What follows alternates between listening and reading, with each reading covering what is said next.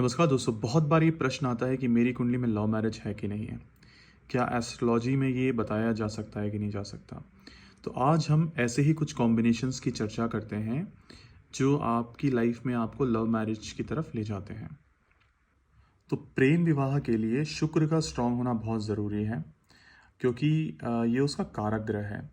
और शुक्र अगर आपके पंचम भाव में बैठा हो, यानी कि रोमांस और क्रिएटिविटी के, या सप्तम भाव में बैठा हो, जो कि आपका मैरिज और पार्टनरशिप को दर्शाता है, तो आपकी लव मैरिज की पॉसिबिलिटी बढ़ जाती है। इसके अलावा अगर शुक्र की युति या कंजंक्शन जो है मंगल या मार्स के साथ हो, क्योंकि मंगल जो है पैशन होता है, लव को डिनोट करता है वीनस। और अगर ये पहले घर में, पांचवें घर में या सप्तम भाव में बैठे हों, तो भी जो है आपका जो रोमांटिक अट्रैक्शन है और जो एक लव मैरिज की तरफ जो आपका अट्रैक्शन है वो बढ़ जाता है। और लव मैरिज में पंचम हाउस की जो है खास भूमिका रहती है। अगर पंचम हाउस का जो स्वामी है, यानी कि लॉर्ड है, अगर वो सेवेंथ हाउस में जाके बैठ जाए शादी के घर में, या उसको एस्पेक्ट कर रहा हो, तो रोमांटिक रिलेशनशिप शादी तक पहुंचते हैं। इसके अलावा अगर मंगल, शुक्र और बुध अगर ये पंचम भाव में बैठे हों, तो ये भी जो है आपका इंक्लिनेशन लव मैरिज की तरफ होता है। इसके अलावा अगर लग्न कुंडली के सप्तम भाव में कोई अनकन्वेंशनल प्लैनेट बैठ जाए, जैसे कि राहु या मंगल, तो ये भी जो है नॉन ट्रेडिशनल या आपके खुद के चुने हुए पार्टनर को दर्शाता है, कि आपने आपकी जो चॉइस है वो खुद की है।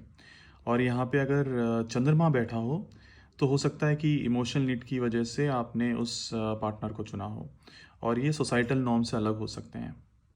और अगर हम राहु केतु का इन्फ्लुएंस देखें, तो अगर राहु केतु पंचम या सप्तम भाव में बैठे हों, तो ये भी जो है एक अनकन्वेंशनल मेथड को चूज़ करते हैं शादी के लिए, ट्रेडिशनल पाथ फॉलो नहीं करते हैं, और ऑफन लव मैरिज की तरफ जाते हैं। केतु अगर सप्तम में बैठा हो, तो हो सकता है आपके पुराने कार्मिक कनेक्शन की वजह से आपको कोई ऐसा व्यक्ति मिले और उससे शादी हो जाए आपकी। और अगर हम नवांश चार्ट की बात करें, यानी कि D9 चार्ट की, वहाँ पे अगर सप्तम भाव में चंद्रमा या शुक्र बैठे हों, तो ये भी जो है इमोशनल कंपैटिबिलिटी को दिखाता है, जो कि मैरिज में देखी जाती है।